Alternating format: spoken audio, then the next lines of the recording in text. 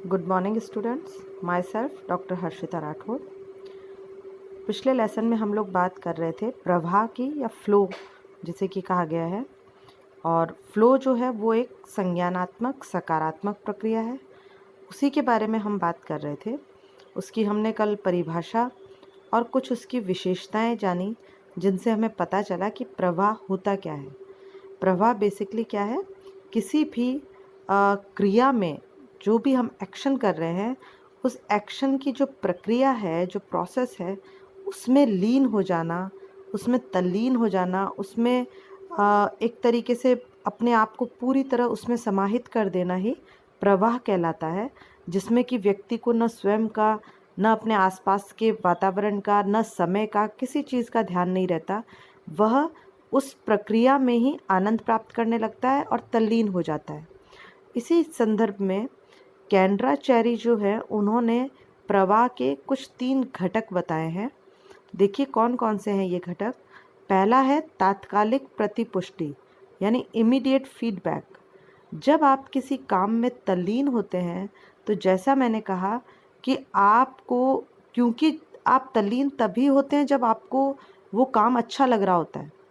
अगर जैसे कल भी हमने बात की थी कि बच्चा अगर वीडियो गेम में या टीवी में कोई मूवी देखने में तल्लीन हुआ है, वो उसमें एकदम खो चुका है, तो वो प्रवाह की अवस्था में है, वो स्टेट ऑफ फ्लो में है। उसका जो मानसिक अवस्था है वो फ्लो की अवस्था है। और ऐसे समय में वो जिस प्रक्रिया में, यानी कि चाहे वो टीवी देखने की प्रक्रिया हो, या मोबाइल पे वीडियो गेम खेलने की प्रक्रिया हो, या चाहे क्लास में वो कोई बहुत अच्छी ड्राइंग या पेंटिंग बनाने में तल्लीन हुआ हो, तो इस तरीके की जो प्रक्रिया है वो उसे तत्काल इमीडिएट फीडबैक देती है, पॉजिटिव फीडबैक, जिससे कि वो उसी स्थिति में बने रहना चाहता है।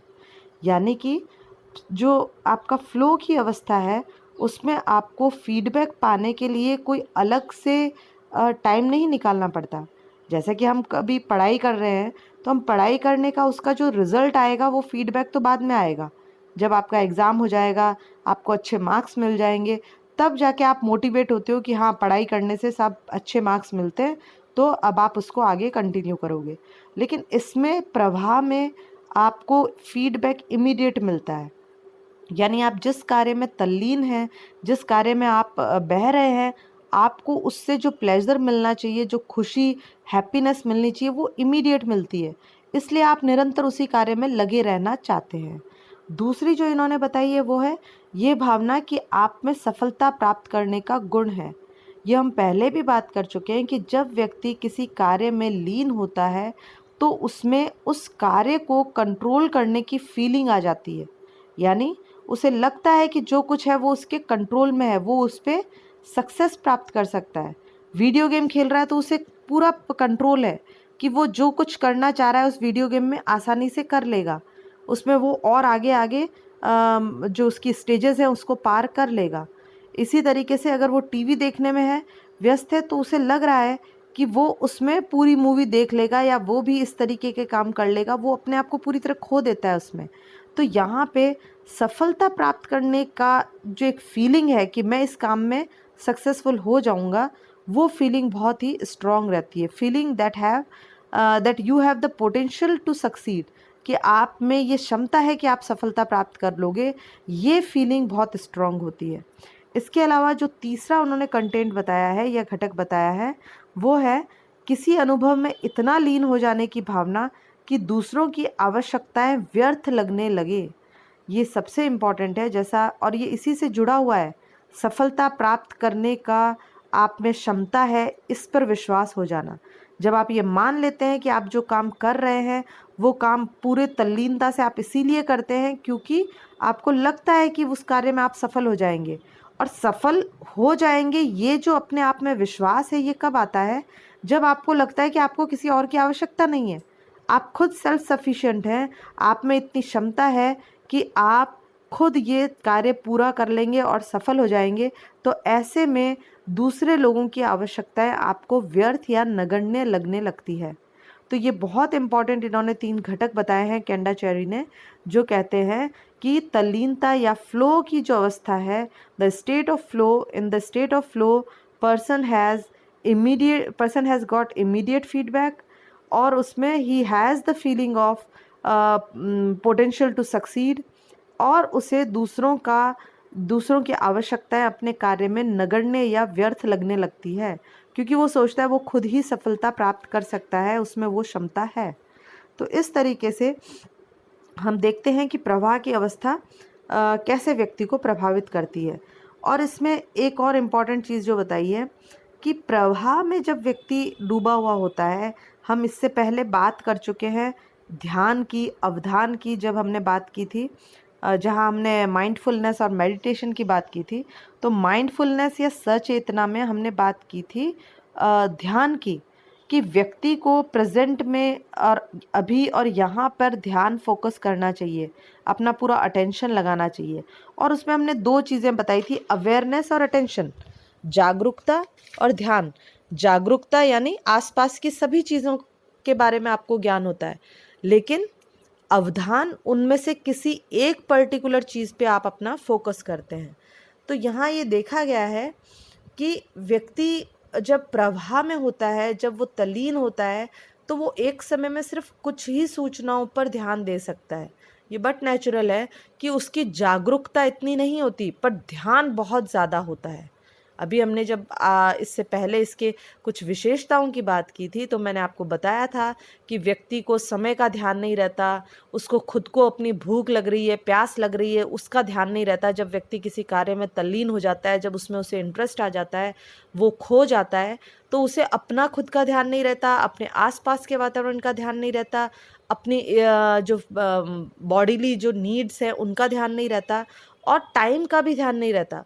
बच्चे को लगेगा ही नहीं वीडियो गेम खेलते खेलते कि 2 घंटे या 3 घंटे बीत गए, वो तो कहेगा मैंने अभी 10 मिनट पहले ही तो शुरू किया है। तो ये चीज़ अपने आप में दर्शाती है कि व्यक्ति की जागरूकता हालांकि इस समय कम हो जाती है, यानी सूचनाओं पर वो जागरूक कम है अपने आसपास की सूचनाओं पर, लेकिन कुछ चीज़ों पे वो अपना फुल अटेंशन देता है।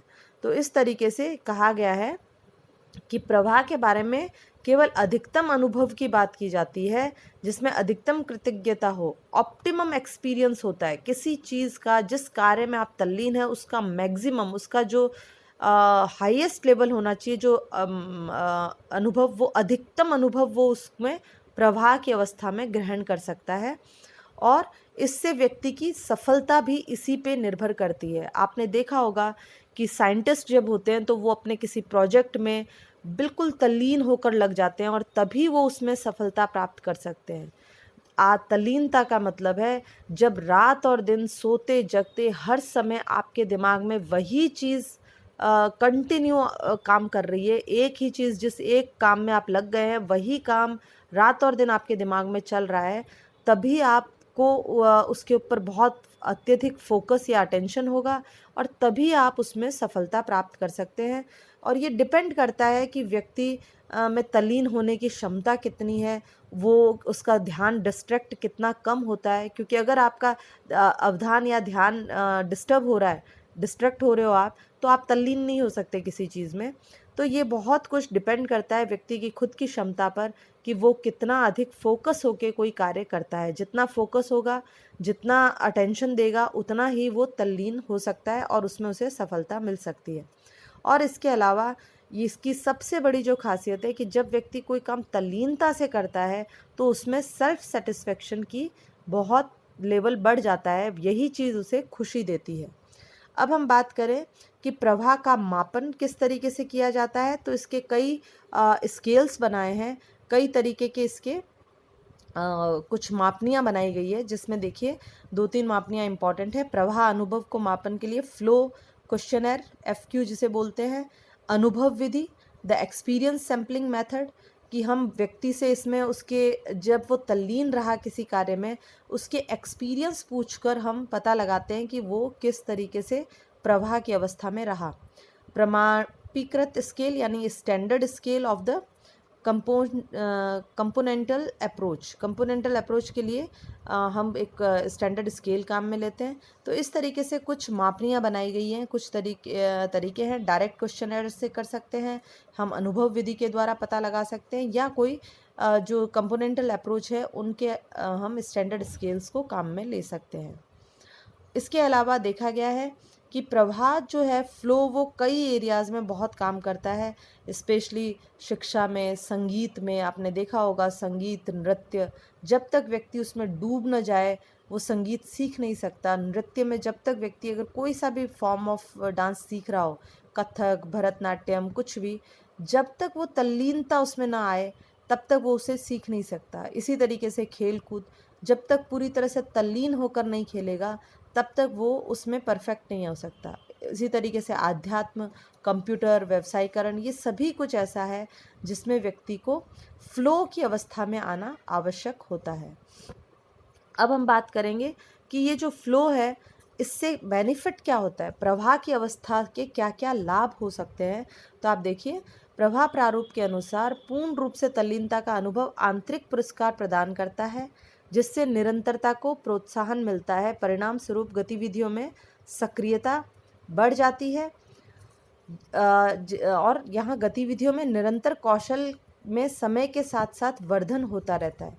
देखिए, मैंने आपको अभी भी बताया कि प्रवाह का सबसे इम्पॉर्टेंट जो काम है, चाहे हम उस कार्य में सफलता प्राप्त करें ना करें, वो तो एक बाय प्रोडक्ट है। यदि आप किसी कार्य में तल्लीन होते हैं तो उस पर आपको सफलता मिलती है, ये उसका एक बाय प्रोडक्ट है। लेकिन जो उसका मेन प्रोडक्ट है, व्यक्ति तल्लीन होता है तो उसमें सेल्फ सेटिस्फेक्शन, उससे खुद को एक आंतरिक पुरस्कार, अब सेल्फ मोटिवेशन, सेल्फ रीइंफोर्समेंट मिलता है। ये सारी चीज़ें उसे आगे भी वह कार्य करने को प्रोत्साहित करती है। ऐसा नहीं है कि तल्लीनता आप सिर्फ किसी काम में सक्सेस पानी है इसके लिए आप तल्लीन हो जाएंगे, ऐसे तल्लीन होना संभव भी नहीं है। आप तल्लीन तभी हो सकते हैं जब उस कार्य में आपका पूरा इंटरेस्ट हो, जब उस कार्य में मग्न होने से आपको प्रसन्नता मिल रही हो, सेल्फ सेटिस्फैक्शन मिल रहा हो, आपको सेल्फ मोटिवेशन मिल रहा हो, आप उससे अपने आप को सेल्फ रीइंफोर्स कर रहे हो।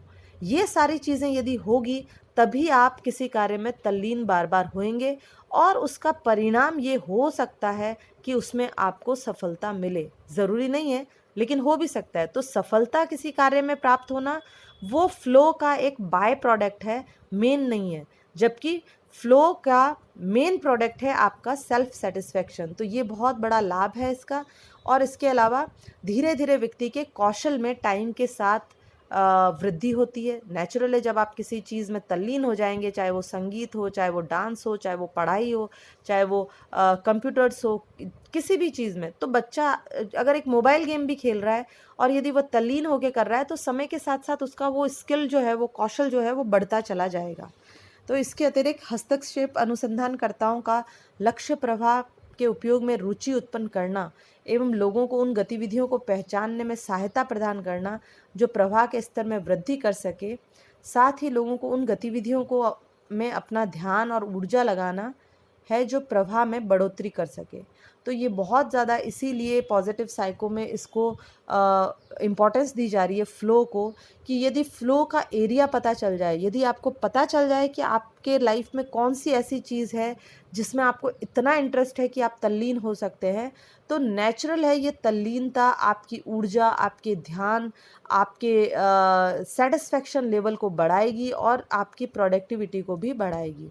इसके अलावा प्रवाह अनुसंधानकर्ता जितने भी हैं, जैसे महालई, जैक्सन और पेरी, इन्होंने भी दिन प्रतिदिन के जीवन में अति व्यस्त होने के लिए 2 मार्गों का स्पेशली वर्णन किया है। इन्होंने ये बताया है कि हम किसी भी कार्य में किस तरीके से तल्लीन होने का अनुभव प्राप्त कर सकते हैं। इसके लिए उन्होंने कहा है, ऐसी गतिविधियों को खोजना एवं ऐसे वातावरण का निर्माण करना जो प्रवाह के अनुभव के लिए अनुकूल हो। यानी सबसे पहले आपको खोजना होगा कि आप में ऐसी कौन सी चीज़ें हैं, कौन से इंटरेस्ट, हॉबीज़ या आपके एक्टिविटीज़ हैं जिनमें आपको बहुत प्रसन्नता मिलती है तल्लीन होकर, और फिर उसके अनुसार आप वैसा ही वातावरण बनाएं जिसमें आप वो कार्य अधिक से अधिक कर पाएँ।